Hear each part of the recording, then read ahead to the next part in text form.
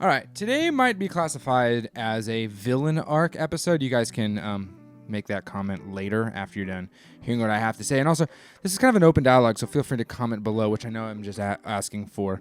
I'm asking for it at that point. But I got a comment yesterday on the cup, which was really, really interesting. So I feel like there are two things I learned about the internet. Number one is you will never win. And number two is that no matter what you do, there's always going to be that guy. And so for the past few years, I've been receiving criticism. Oh, I can't believe you're wasting money on, consoles. Oh, you're an Apple fanboy. All this kind of stuff, which is, it is what it is. I use Apple products and I play on video game consoles. So obviously that's a big thing. Well, yesterday I got a comment that was really peculiar. It said, obviously you jumped into this without learning how deep the water is because buying a pre-build is the dumbest thing you could have done. Right? Now I'm paraphrasing because it was much longer than that and I'm not going to bore you with the whole comment. And immediately I was like, okay, I'm sitting here and I'm like, dude, here I am entering into a completely new world. PC gaming, a world that I have for a long time villainized and demonized as well, or vilified and demonized because of maybe the community and the way that they act, which is certainly the minority. Not everybody acts this way. I'm actually noticing that the community as a whole is pretty accepting. But there is a specific sect of the community. I got a comment saying that if the PC builder forums would hear from someone that they bought a pre-build, they would be laughed off the forum. And I thought, who's laughing? Like, who cares about this that much? And I realized that in this whole specific thing, people really care whether or not you buy a pre-build or you build it yourself. They care so much about what other people do when it comes to getting a PC. And so I'm going to go over why I decided to go with a pre-build. First, as I stated, I am someone who used Apple products my whole life. I have always used them. At one point, I was a huge fan of Apple, but over the past, I'd say probably 5, maybe 8 years, I have become less and less of a fan and more of someone who just uses them because that's what I've always used. I've had MacBook Pros, I've had iMacs, all of the above, and it has nothing to do with being a fan for the very, product. It just works, and I'm going to use it because it works. iPhones, I feel the same way. I feel like the iPhone is probably one of the most uninspiring phones that I've used. I had a Samsung Galaxy for, I think, 6 months, and I stopped using the Samsung Galaxy because the Samsung itself, though I thought it was a better device, I actually received less text messages, my pictures weren't going through, and just all the stuff that iMessage is. Unfortunately, the people that I talk to on a regular basis use iMessage. So I ended up missing out on that experience of just communicating. And I realized there in that point that these devices, whether it's a PlayStation, a Android, or a computer, these devices are not what defines the person. So the person, me, using Apple devices, I'm not an Apple guy, right? I'm someone who uses Apple devices because I think that iPhones allow me, or I know that iPhones allow me to communicate with those that I love and care about far quicker than it would be if I had an Android device. If Android was as seamless when it comes to FaceTime and different things like that as an iPhone, I would use an Android device. I like them better. I like the technology better. But the purpose that I have the device is for communication. And so when it came to gaming, console gaming as a whole for me was my primary because it allowed me to do the gaming that I wanted to do with the least barrier of entry. And when I say least barrier of entry, it's that I already owned the console. Not only did I already own the console, but I already owned games for that console. And so the console itself took the forefront. And for a lot of us, it takes the forefront. And my friends played on PlayStation. And crossplay started to get introduced. And so my friends who played on Xbox could play with me on PlayStation. And so there was no issues. And then I started to get deeper and deeper into gaming. I'm looking over here because it's the timer, and the timer is at 2 minutes. So now I can do this and do this. I'm aware what this looks like. I know that this looks like a bong, and people like to make comments about it. It's kind of like growing up. My name's JD, so people always be like, oh, like Jack Daniels. And I'm like, yeah, cool, bro. Cool. Yeah, I get it. It looks like a bong. It's just ironic because I've never, ever used one. Yeah. I am one of the probably few bearded dudes in California that's actually never, ever done any sort of drug. And there's going to be that guy. As I said, there's always that guy. Caffeine's a drug. Cool, dude. Got me. Caffeine's a drug. How silly. But getting back to the point at hand, when it comes to the whole gaming thing, it was always about how can I play my games and how can I play them more often, more seamlessly, and stuff like that. And it really came down to just what I already had, right? Because gaming as a whole has become so unbelievably uniform across the board. Xbox, PlayStation, even PC gaming, although PC gaming has a far higher barrier of entry, and then there's always going to be the argument that, oh yeah, but you save money in the long run because of sales. Cool. Barrier of entry is a big deal. It's a very big deal for a lot of people because of a few things. One, spending, $1,500 on a device with a monitor and all the things together, keyboard, mouse, all the fixins for something that's going to give you that next gen experience and all together to play is going to be a little bit more challenging to scrape together for people. And they're going to be like, well, why would I wait for an extra, 3 or 4 months of having a paycheck when I can just get the console, or I have a console, I'll just say previous gen, and I own the games because I've been in this ecosystem for a long time. The Switch is like a big deal for a lot of people. And so when it comes to the idea of getting into PC gaming, there was like this, you like a 12-year-old could build a PC. You should have never gotten a PC pre-build. Okay, well, the main reason why I think pre-builds are a really rad option is for the person like me who is new to the experience as a whole. And so I'm someone who has ADHD and I hyperfixate. The idea of, or the thought that I didn't think about the whole back and forth is asinine. But to be honest, comments these past few days have been from new people. They haven't been around for a while. They don't know that the PC conversation's been around for years on this channel, back and forth, and I've talked at length with people about it. But the reason why this was such a compelling offer is I have been purchasing Apple products my whole life.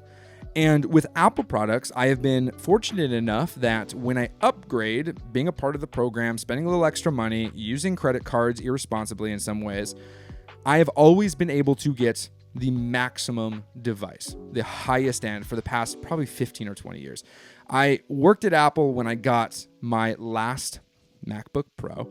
I was able to finance it at a very low rate. Actually, it was at zero because of the program that I was on. I was able to get a huge discount. So I got 25% off of the device itself, plus an additional $500, not percent, $500 flat off, plus cash back on the specific program that I used, which I believe at the time was 3% cash back on the remaining balance.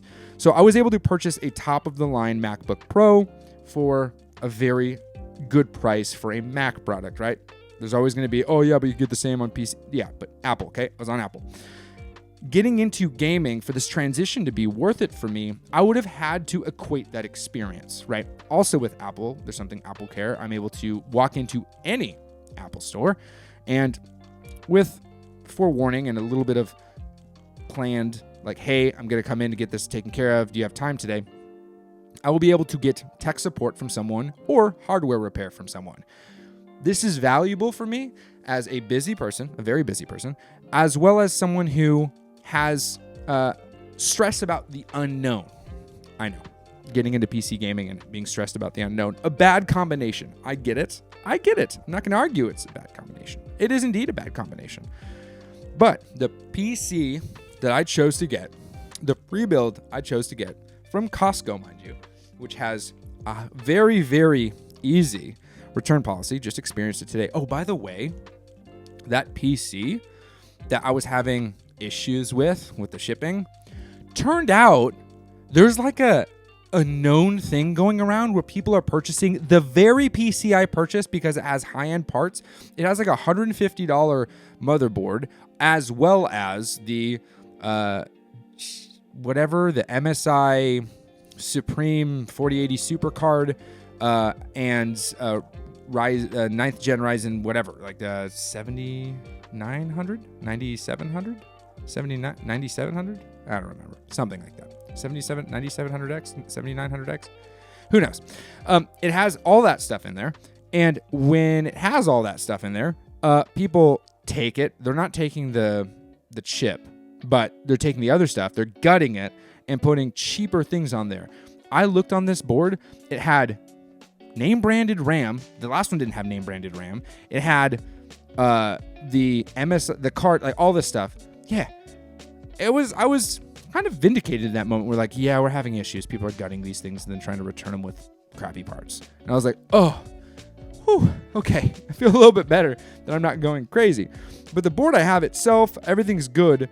And I'm very, very satisfied with it. Even if I ended up spending an extra $100 on my machine, or maybe $150 on my machine, it's ready to go. It's already there. The hardest part about getting this machine into my house was making the purchase. And now that the purchase is made, it's here, it's ready to go, and the transition is something that is a little bit easier.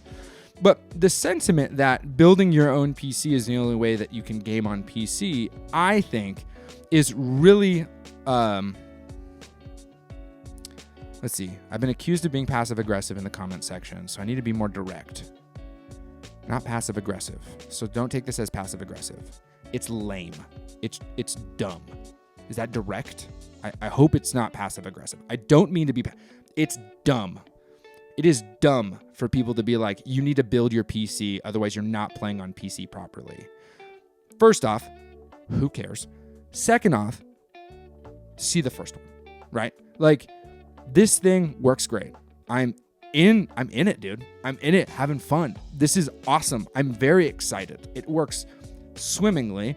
And also, I'm not obsessing over, okay, did I get the right part? No, I don't care. It's turning on. And not only is it turning on, but it's playing games really well. Because I didn't buy my PC for everyone else to gawk and look at, oh my gosh, I can't believe you have this. I bought my PC because I want to play video games better. And the number one reason why I bought my PC is because I started playing on Steam Deck. And whereas the ecosystem that existed before PlayStation and Nintendo, my two main sources of playing video games, Nintendo's doing their own thing. They're always going to do their own thing, so they just get a pass. But PlayStation as a whole, it got to a point with, now that I added the Steam Deck into the mix, I was like, man, I really am struggling to purchase some of these big AAA titles on a PlayStation because, one, I'm not using this thing portably. Yes, Keyaki for Deck's a thing. Sure, the PlayStation Portal's a thing, but I'm not. I don't like the idea of streaming those games or being restricted to streaming those specific games from the PlayStation to a somewhat janky Keyaki for Deck. And two, these big AAA title games I want to play are having issues being AAA. And the fact that PlayStation as a whole is wanting to charge $780 with the disc drive to give us the experience that we should have gotten back when the PlayStation 5 originally released. For me, so that's really just $1,300 or $1,280 because you think about the $500 price tag of the original PlayStation 5 that you're having to spend. Like, you're spending almost $1,300 to get an experience, and I'm like, yo, at this point, I'm willing to slap another, in my instance, another $1,000 on that and just say, wham, bam, thank you, ma'am. Sayonara, PlayStation. I'm gonna just switch over to play every single game that exists on that platform with the exception of one game, literally one game, Final Fantasy VII Rebirth. That's the only game that I cannot play that I want to play. That exception on something that is going to run the games better. I'm going to be able to fidget and do whatever kind of tweaking I need to get it on the Steam Deck. And I'm going to be able to purchase one game. The very limiting factor for me to purchase a PC was the dumb narrative of PC Master Race, as well as if you don't build it, you're not doing it right. Those two things really held me back for a while because I just thought, man, if this is what I'm going to have to deal with all the time, which I somewhat am, I'm out. So aside from that, it was the games, like playing the games. I'm like, I don't have any games for this thing. But that's where the Steam Deck like changed everything. I was in how genius. I mean, every single manufacturer should work their ass off to try to, not manufacturer, publisher should work their ass off to optimize, not for PlayStation or for Xbox, but for Steam into the Steam Deck. They should get the Steam Deck's specs and they should say, screw the Xbox Series S. We need to optimize for the Steam Deck. We need to get a green check mark for the Steam Deck because that green check mark is so valuable. That's a great video idea. I'm going to talk about that later. Like, genuinely, the Steam Deck granted me access to now 70 games. Those 70 games I purchased over the course of 2 years, right, with Humble Bundle and different sales. When I purchased my very first PC, all of those games were available to me day one. I'm not having to wait for releases. I'm not having to wait for patches. I'm not having to wait for upscaling. I'm not having to wait for any of that. Optimization. The game's ready to go. It'll receive those over time, but I don't have to wait for a cross-gen version because all of those games that worked on the Steam Deck are working flawlessly and, dare I say, better on something like a gaming PC. Do I want to play Sea of Stars sitting at my desk with a gaming PC? No. I want to play that sitting on my couch next to the fire, drinking hot chocolate, with the windows open, feeling the cold breeze on my face, and hearing the fire in the fireplace. Is it a waste of energy? No, because it's fire. But that's how I want to play Sea of Stars. Do I want to play Black Myth Wukong on the lowest graphic settings at 30 frames per second in handheld? No. I'm going to want to boost the hell out of it, hit the ray tracing button, make sure everything is maxed out to the 9s, and then, or 11s if you're going to go ultra or cinematic, and then turn up the volume. Turn down the lights, go live on twitch.tv/JDXCoffee, and enjoy that game with everyone in chat. Like, that is what I want to do. But if I want to have that portable experience, or if I'm willing to experience the streaming situation and I just want to get a couple enemies in while I'm sitting on the couch, I can do that. The uniformity between the two really is such a breathtaking experience.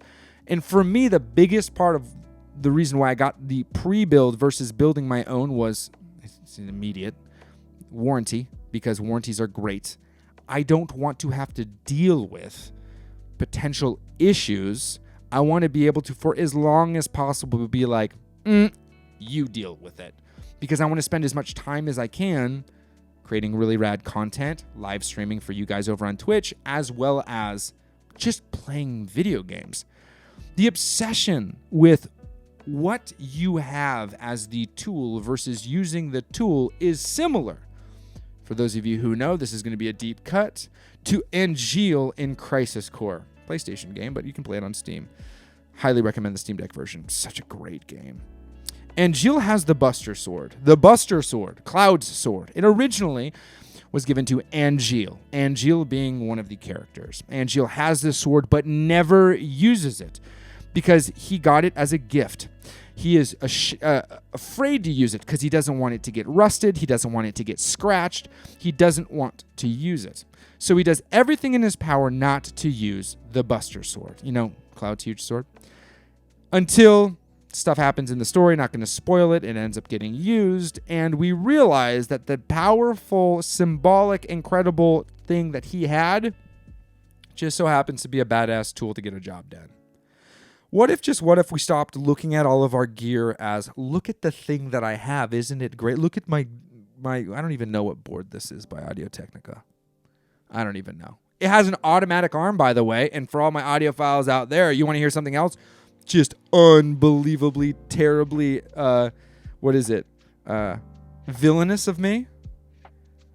I play my records through Bluetooth speakers.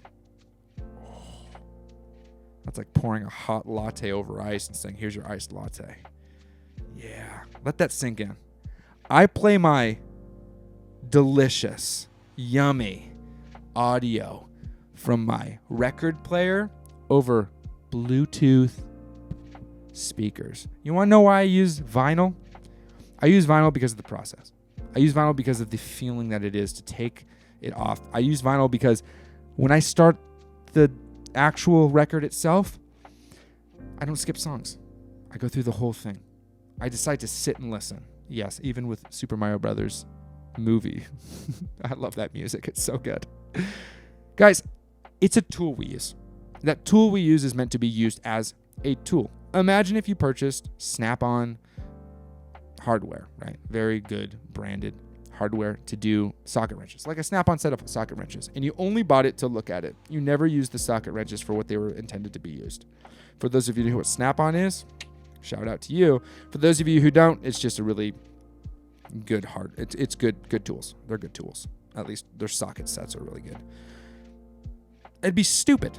Imagine if you went to a mechanic and you said, yeah, I'm here to work. And they're like, cool, where are your tools? And you pulled out the Snap-on tools and they're like, okay, let's work on this car. And you're like, but don't you see my Snap-on tools? He's like, yeah, got to get the job done, bro. Don't care about your tools. Are we ready to go? And he's like, but I want you to see that I have Snap-on. Bro, I need you to help me change this oil right now. Okay?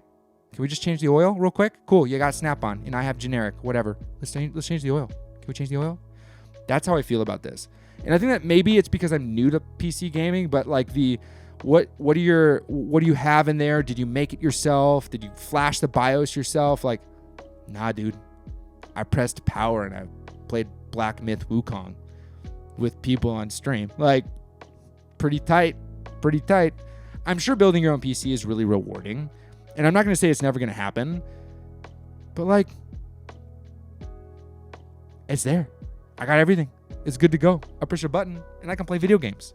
That's about as close to console gaming as I can get. And for someone who has been intimidated by the process, the PC here has converted me to want to play games this way. Isn't that all we should want? Is for us all to enjoy video games?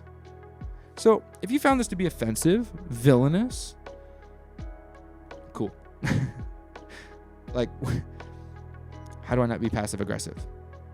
If you find this to be offensive, it's because you might be the problem. There. No passive aggressiveness, just saying it. Cool. I'm going to finish this coffee. And feel free to join me over on Twitch. Getting real close to playing more.